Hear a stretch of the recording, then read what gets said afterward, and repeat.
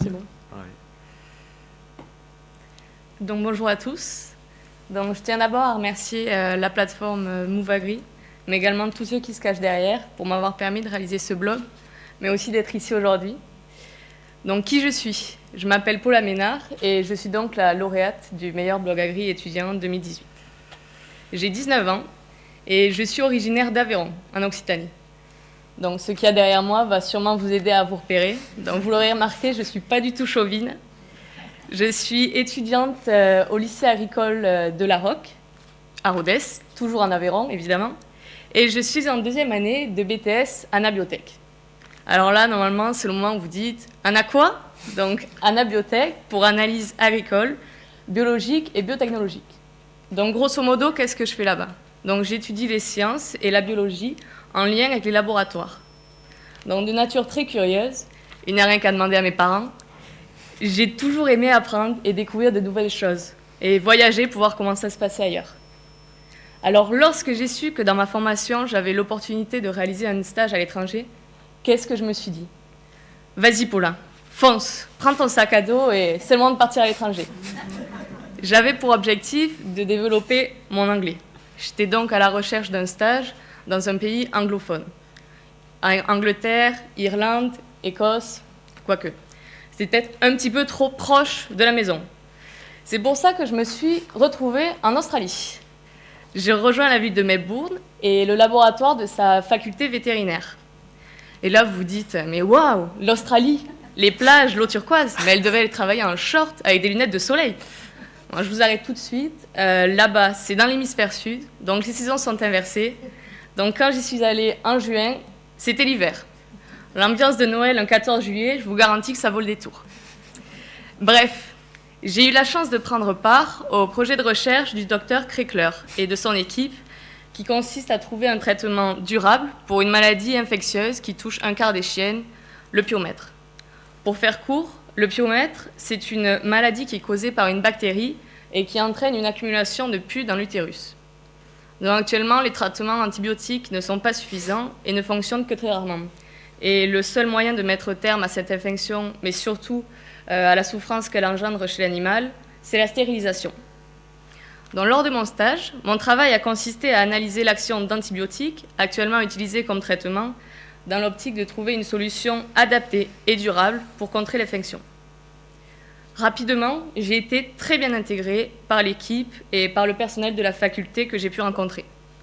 Ce stage m'a permis d'apprendre de nombreuses choses, que ce soit de l'anglais vivant, pratique, mais aussi de nouvelles techniques de travail.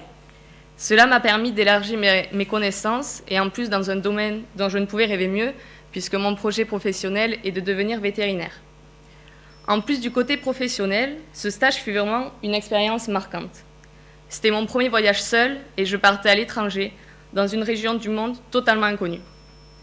Certains peuvent voir le fait de partir en solitaire comme une difficulté.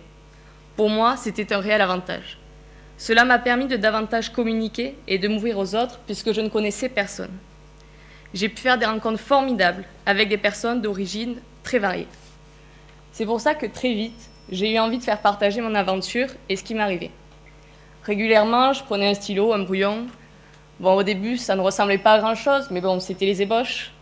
Et mon blog sur Mouvagri, c'était l'occasion de marquer une trace écrite de ma mémoire, mais avant tout de partager mon expérience. L'un de mes objectifs premiers en l'écrivant, c'était de faire rêver les autres, pour leur donner envie de faire pareil, pour qu'ils osent voyager et sortir de leur zone de confort. J'y ai pris du cœur à raconter comment se passait mon stage, ce que j'y faisais, comment était la vie en Australie, les découvertes culturelles, mais aussi sociales que j'avais pu faire. La semaine, c'était le travail, et le week-end, voyage et découverte.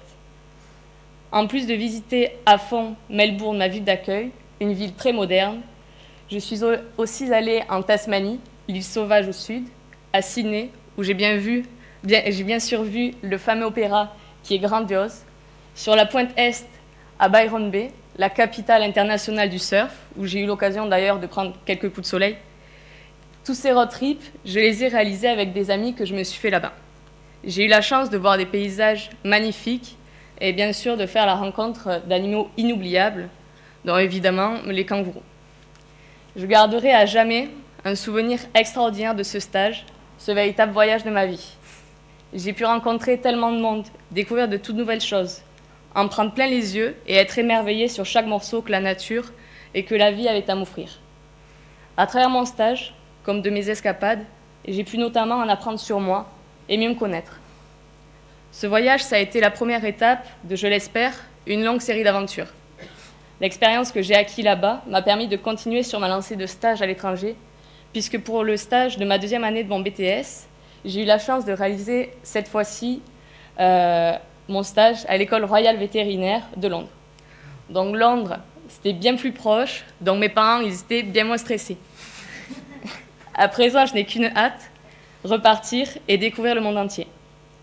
Et si vous deviez retenir ne serait-ce qu'une seule chose de mon blog, voyager. Et comme l'a si bien dit Marty Hercelin, voyager c'est grandir, c'est la grande aventure, celle qui laisse des traces dans l'âme. Je vous remercie pour votre écoute.